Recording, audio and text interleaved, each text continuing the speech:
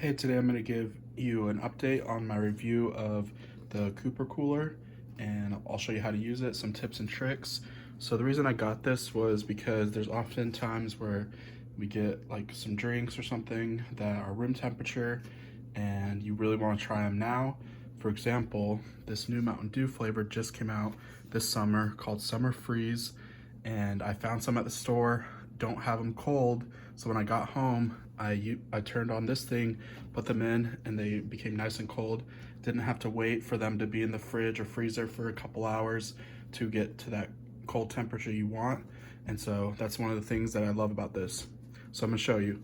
So first off, you gotta put some water in, and you don't wanna make sure it doesn't overfill this area because it's gonna filter through and go through this pump right here. And then this thing spins with the bottle or the can, and it's gonna pour that cold water on there. So next you do is you add some ice.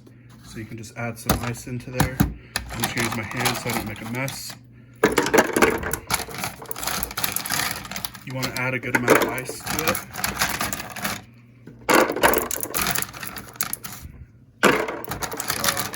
So I'll say that's good right there.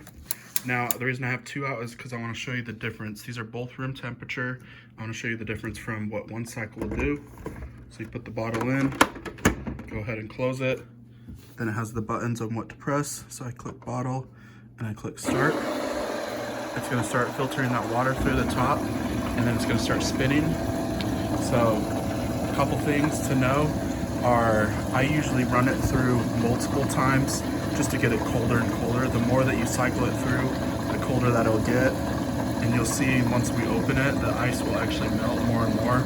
So you could add more ice, and then we're gonna compare and see what it looks like next to this one. Typically, it takes about 30 seconds to a minute per cycle.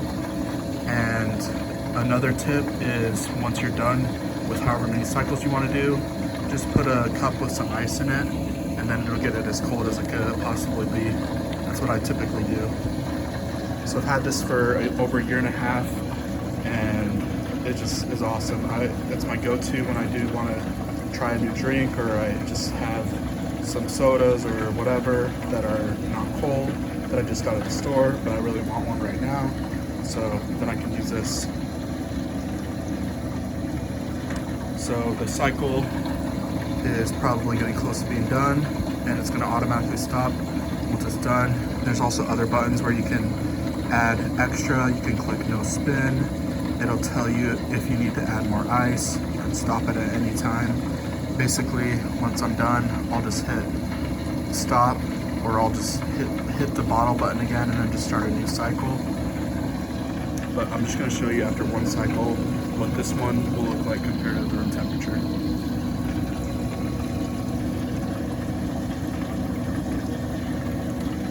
So we're probably close to the actual time. So I'm just gonna go ahead and stop it just to show you.